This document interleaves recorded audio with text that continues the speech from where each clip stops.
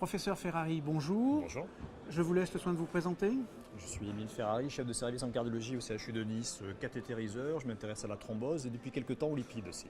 Voilà, parce que j'allais dire qu'aujourd'hui, ce n'est pas le cathétérisme ni la thrombose, Non. c'est autre chose. Donc sur les lipides, justement, vous avez une intervention qui nous dit qu'il faut s'intéresser au dépistage précoce de l'hypercholestérolémie familiale. J'avais un peu l'impression qu'on en parle, on en reparle. Est-ce que tout n'a pas été dit? Est-ce que les médecins n'ont pas compris tous les messages? Je pense que tout n'a pas été dit, loin de là, et au contraire, il y a une sensibilisation qu'il faudrait obtenir de la part des cardiologues que nous sommes, moi le premier. Ce sont des formes qui ne sont pas si rares que ça. L'hypercholestérolémie familiale hétérozygote, ça peut être jusqu'à 1 sur 150 de nos patients qui passent en salle de cathé. Et il est important de le dépister chez le patient qu'on a sous les yeux, mais celui-là va être pris en charge. Mais comme on sait que c'est une maladie héréditaire, autosomique dominante, ça veut dire que les enfants vont être atteints une fois sur deux. Et quand vous arrivez à dépister les enfants, ça veut dire que vous allez sauver des années de vie avec un traitement adéquat, statine ou éventuellement des thérapies plus modernes. Donc c'est particulièrement important de les dépister, de savoir le faire, de les reconnaître. Est-ce qu'il n'y a pas une ambiguïté de terminologie entre les hypercholestérolémies monogéniques, polygéniques, homozygotes, hétérozygotes, qui fait que finalement, les médecins ont l'impression qu'il y a une poussée des laboratoires un peu irrationnelle, commerciale, et qui va à l'encontre du but recherché. Est-ce qu'on ne pourrait pas être plus clair là-dessus? Alors je suis d'accord avec vous, il y a la forme polygénique et celle qu'on voit pratiquement toujours, c'est les gens de 60, 65, 70 ans qui ont un peu de cholestérol avec une petite entre guillemets forme familiale, mais ils ont aussi un embonpoint, ils ne suivent pas les règles diététiques habituelles, mais il n'y a pas d'infarctus précoce chez eux. Ils font leur maladie coronaire à partir de 60 ans, ce qui peut être relativement précoce, mais qui n'est pas très prématuré. En revanche, il y a la forme génétique familiale. Dans la forme homozygote de gènes malades, à ce moment-là, c'est des gens de 20 à 25 ans qui vont faire l'infarctus du myocarde, c'est une catastrophe. Et dans la forme hétérozygote, la maladie peut arriver à 30-35 ans. Et toutes ces années où ces patients restent avec de fortes doses de LDL cholestérol, 3 grammes, 4 grammes, 5 grammes, sans traitement, ils abîment leurs artères de façon prématurée. C'est cela qu'il faut dépister. Donc, si j'ai bien compris, vous êtes en train de me dire, une fois que l'accident est là, rien que l'âge suffit déjà à mettre la puce à l'oreille. Absolument.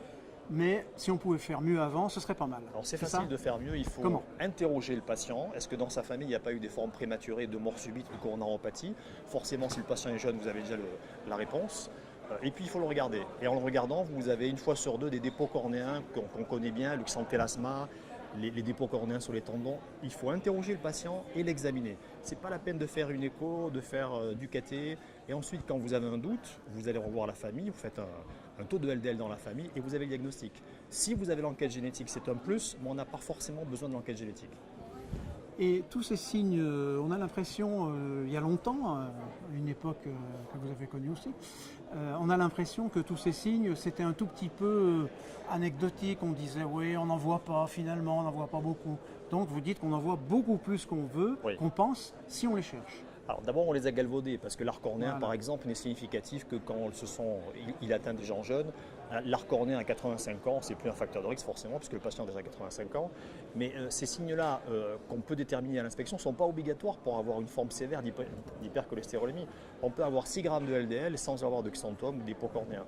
Donc il faut aussi regarder par l'interrogatoire s'il n'y a pas des familles à risque. Est-ce que tous les médecins palpent les tendons? Je ne pense pas, il suffit de les inspecter souvent, on peut ne pas les palper. Moi, je croyais qu'il fallait au contraire penser à les palper parce que ça ne se voyait pas toujours. Alors, si le patient vous dit qu'il a quelque chose, effectivement, on peut le palper à les points. Si on n'est pas sûr, parce que quand on ne voit pas souvent les choses, on ne peut pas être sûr, on peut demander un avis. Et de toute façon, quand vous voyez le bilan lipidique, 4 grammes de LDL cholestérol, si vous avez exclu les autres origines rares, hypothyroïdie et d'autres, vous êtes sûr que c'est une forme familiale.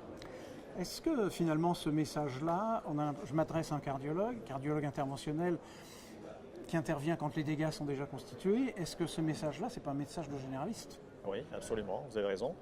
Il faut les sensibiliser plus. Alors souvent, quand les maladies sont rares, on n'est pas très sensibilisé. Là, on a la chance d'avoir une poussée marketing par un laboratoire qui est en train de sortir un médicament qui pourrait être efficace, mais il faut s'en servir parce que je ne vous ai pas parlé de l'incidence, mais l'incidence pourrait être de 1 sur 150 patients qu'on voit en cardiologie. Donc c'est pas rien, ça fait 300 000 à 350 000 personnes en France qui ont ces formes prématurées d'hypercholestérolémie avec des dégâts dans les coronaires qui peuvent être très précoces justement. Et les médecins scolaires, par exemple, ils sont sensibilisés à ça aussi? Alors figurez-vous qu'il y a une grosse étude qui vient d'être publiée il y a quelques mois dans le New England où ce sont les enfants qui, justement, lors d'une visite scolaire, bénéficient d'une prise de sang pour détecter l'argamanu, les hypercholestérolémies. On en trouve à peu près 1 sur 250. Et quand vous détectez chez les enfants à 3-4 ans, vous commencez à les traiter à 10 ans et vous leur donnez une espérance de vie qui rejoint celle d'une population normale. Sans traitement, ces enfants auraient fait un infarctus à 20, 25, 30 ans. D'accord, donc il vaut mieux dépister l'hypercholestérolémie précoce que le diabète, c'est moins payant avec le diabète. Je pense que le risque est beaucoup plus important avec une forme familiale d'hypercholestérolémie qu'avec un diabète. Le risque relatif il est multiplié par 3 à 15. Avec le diabète, le risque est important, bien sûr, mais il est multiplié par 2 ou 3 à peu près. Le mot de la fin peut-être, si ce n'est qu'insister sur la nécessité d'une prévention précoce. Il faut garder l'esprit éveillé. Quand on voit un infarctus jeune, il faut se poser des questions. Voilà. Il ne faut pas se contenter de les mettre 2 ressorts dans une cornère, il faut se poser des questions. Bon, les angioplasticiens vous écoutent et ils tiennent le même discours que vous. Voilà, mais il faut savoir à qui l'envoyer, parce que comme c'est une pathologie qui n'est pas forcément très reconnue par beaucoup de médecins, il ne faut pas seulement les envoyer au médecin qui va gérer le post-infarctus, il faut que les personnes et les équipes soient sensibilisées à cette possibilité et cette maladie rare. Ok, merci beaucoup.